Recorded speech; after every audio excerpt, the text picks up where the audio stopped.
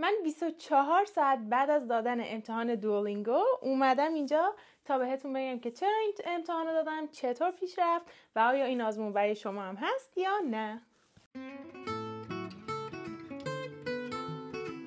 اول از همه بگم که چرا دوولینگو رو انتخاب کردم.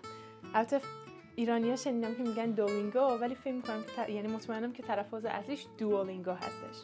من دوولینگو رو انتخاب کردم به خاطر اینکه زمان زیادی نداشتم برای اینکه مدرکمو بگیرم، مدرک زبانمو. قبلا سال 2019 امتحان آیلتس داده بودم، اما خب 2 سال بیشتر اعتبار نداره، بنابراین نیاز به یه مدرک زبان دیگه داشتم و این سریع‌ترین و در دسترس ترین آپشن من بود. چرا؟ چون من دقیقاً دیروز صبح رفتم توی وبسایتشون، راجع به امتحان خوندم و همه ریز و درشتش رو در آوردم.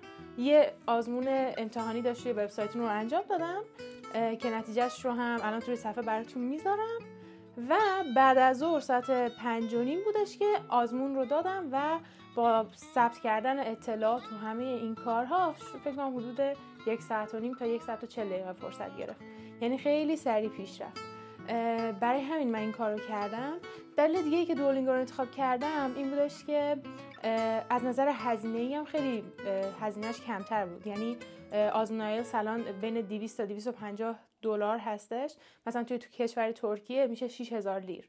اما دوولینگو 65 دلار بودش که البته با تکس یه چیزی حدود 2676 لیر شد که خب خیلی قابل پرداختر از آیلتس بود و نیاز به سفر کردن هم نداشت، چون که معمولا همه شهرها ندارن اون مرکز آزمون رو، بنابراین نیاز به سفر کردن هم هست و اینم یه دردسر دیگه است که کلی هم زمان بره.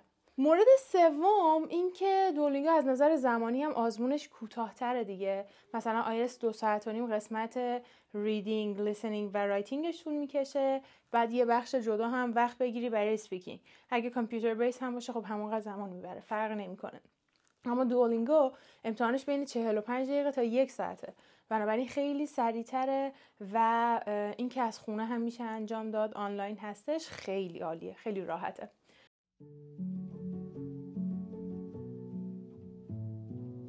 بریم سراغ ساختار دوولینگو.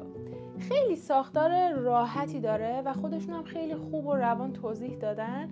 من وبسایتشون رو توی دیسکریپشن میذارم، خودتون بریم مطالعه کنین، راحت کاملا راجبش متوجه میشین. اما من الان یه خلاصه بهتون میگم. ساختارش اینطوری هستش که تمام قسمت‌های ریدینگ، لیسنینگ، اسپیکینگ و رایتینگ رو کاور میکنه توی همون زمان کوتاه و اما چیزی که هستش مثلا توی آیلتس ما باید رایتینگ های طولانی بنویسیم، ولی خب اینجا خیلی سریعتر همه چیز پیش میره. اما به نظرم واقعا با اینکه همه چیزو خیلی کوتاه ازت میگیرن، اما به طور واقعی میتونن سطح زبانت رو بگن و خیلی از این نظر خیلی درست بودش.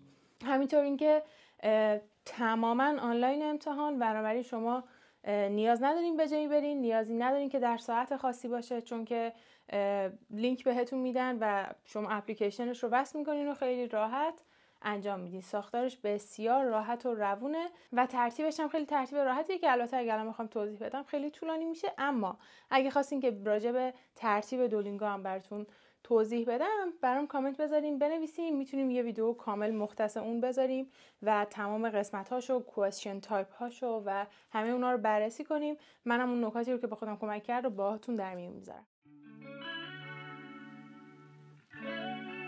چه چیزی نیاز داریم برای اینکه این آزمون رو بدیم؟ در واقع فقط 2 چیز اساسی نیاز داریم. یکی کارت شناسایی معتبر عکسدار که برای ایرانی‌ها پاسپورتشون هستش و دوم یک لپتاپ که کامراش خوب کار کنه، میکروفونش هم درست کار کنه و اینترنت کانکشن داشته باشه. یه چیزی که هستش، شما توی دوولینگو نمیتونین از نمیدونم هدفون یا ایرپاد یا هر چیز دیگه استفاده کنین، گوشتون باید دیده بشه و اینکه از گوشی همراهتون هم باید کمک بگیرید. یعنی گوشی رو باید به عنوان یک دوربین دوم اینطوری کنارتون بذارین که کیبورد و صفحه لپتاپ رو نشون بده که حالا برای تقلب نکردن و اینطور چیزا هستش. بنابراین چیزهایی که نیاز دارین همین هستش: کارت شناسایی، لپتاپ با اینترنت کانکشن و گوشیتون رو که به عنوان یک دوربین دوم بذارین. حالا راجع به ثبت نام کردنش براتون توضیح بدم. توی وبسایت که میرین میتونین برین تست رو خریداری کنین. 2 تا پاکت داره، یکی این که تک تست بخرین یعنی فقط 1 بار شانس امتحان دادن رو داشته باشین، یکی این که 2 بار این کار رو انجام بدین یعنی 2 بار شانس امتحان دادن داشته باشین. اگه فقط پاکت 1 بارش رو بگیرین $65، اگه پاکت 2 بارش رو بگیرین 2 تا $55. من همون پاکت تکش رو گرفتم چون میدونستم که با اون 1 بار آزمون میتونستم اون نمره‌ای که میخوام رو بگیرم. نحوه خریداریش هم اینه که بعد از اینکه پاکتتون رو انتخاب کردین اطلاعات حساب رو میزنین و بلافاصله خریداری انجام میشه. توی همون حساب کاربری رایگانی که توی وبسایت دوولینگو باز میکنین همونجا بهتون نشون میده که الان شما یه دونه امتحان اویلیبل دارین و وقتی که تیک تست رو بزنین به شما سجست میکنه که اپلیکیشن دوولینگو رو نصب کنین روی لپتاپتون یا کامپیوترتون و از توی اپلیکیشن این کار رو انجام بدین. اپلیکیشن رو که نصب کردین باید بهش اجازه بدین که به دوربینتون دسترسی داشته باشه، به میکروفونتون دسترسی داشته باشه، به شیر اسکرینتون دسترسی داشته باشه و همه اینا رو که زد اپلیکیشن بعدش باید یه کلوز ریوپن بشه یعنی بسته بشه، دوباره بازش کنید و بعدش میتونید تست رو آغاز کنید. از روزی که شما تست رو خریداری میکنید تا 21 روز مهلت دارین که امتحانتون رو یا آزمونتون رو بدین. بنابراین این هم فرصت خوبیه، یعنی شما نیاز ندارین که بلافاصله پس از خریداری کردن تست اون رو انجام بدین. 21 روز فرصت دارین. وقتی که شروع کنین به انجام دادن امتحان اونجا ازتون یه سری اطلاعات میپرسه مثل اسم و فامیل و اینطور چیزها و بعد ازتون میخواد که عکس آیدیتون رو بگیرین و یه سری پریپریشن داره که کلا 1 رو 20 دقیقه زمان میبره قبل امتحان. بنابراین قبل از امتحان دادنتون اون هم جزء زمانتون بذارید، چون که یه زمانیه که کسی نباید وارد اتاقی که هستید بشه و نمیتونید با هیچ کسی ارتباط برقرار کنین برای اینکه خب تقلب حساب میشه. بنابراین اون رو هم جزء زمانتون بدونین. بین 1 ساعت و نیم تا 1 ساعت و 40 دقیقه قطعا با اون قسمت اول ثبت نام آزمون زمان میبره. یه مورد دیگه که میخواستم راجع به دوولینگو بگم اینه که نمره بندیش از 10 تا 160 هستش، یعنی از elementary تا advanced رو اینطوری کاور میکنه، مثلا IELTS تا 9 یا TOEFL تا 120 هستش، ولی دوولینگو از 10 تا 160 هستش. من تو تست امتحانی که دادم فکر کنم نمیدونم 115 گرفتم یا 125. امیدوارم که توی تست اصلیه یه نمره بهتر بگیرم. هرچی بهتر، هرچی بیشتر بهتر. آره خب و اما آیا آزمون دوولینگو برای شما هست یا نه؟ ببینید شما وقتی که میخواین آزمون زبان بدین که لول زبانتون رو مشخص میکنه، یا برای دانشگاه نیاز دارین یا برای کار نیاز دارین یا برای ویزا نیاز دارین و اون مؤسسه‌ای که میخواین حالا ازش اون مؤسسه‌ای که میخواین برای ثبت نام کنین یا اون دانشگاهی که میخواین برای ثبت نام کنین این گزینه رو خودشون مشخص میکنن که آیا دوولینگو رو قبول دارن یا نه. مثلا من خودم برای دانشگاه این کار رو انجام دادم و تا جایی که من میدونم خیلی از دانشگاه‌ها تو کشورهای امریکا، کانادا، حتی انگلیس، استرالیا رو مطمئن نیستم، ولی همه اینها دوولینگو رو قبول دارن و نوشتن که چه نمره‌ای نیاز هستش که بگیرین توی آزمون. معمولا فکر می‌کنم بالای 80 یا 90 باید باشه، مطمئن نیستم، اما برای هر دانشگاه متفاوته. مثلا مینیمم آیلتس برای دانشگاه معمولا 6 یا 6 و نیمه. مال دوولینگو رو خب مطمئن نیستم، اما دانشگاه خودش مشخص میکنه. بنابراین برای اینکه ببینید آیا شما میتونین با دوولینگو ثبت نام کنید یا نه، بهتره که خود وبسایت دانشگاه یا وبسایت جایی که میخواین برای ثبت نام کنین رو چک کنید. اونا بهترین اطلاعات رو بهتون میدن. اینم از تجربه من از آزمون دوولینگو. آخر همین ویدیو وقتی که نتایج اومد براتون میذارم.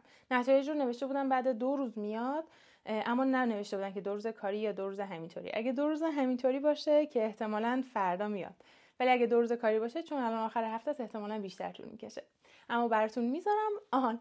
یه چیز دیگه هم بگم، برای گرفتن نتایجتون اگر خیلی عجله دارین و نیاز دارین که همون روز نتایج آزمونتون رو بگیرین، میتونین یه هزینه اضافه $39 بدین و بعد از 12 ساعت نتیجه آزمون میاد. یعنی به جای صبر کردن برای 48 ساعت میتونید 12 ساعته نتایجتون رو بگیرین.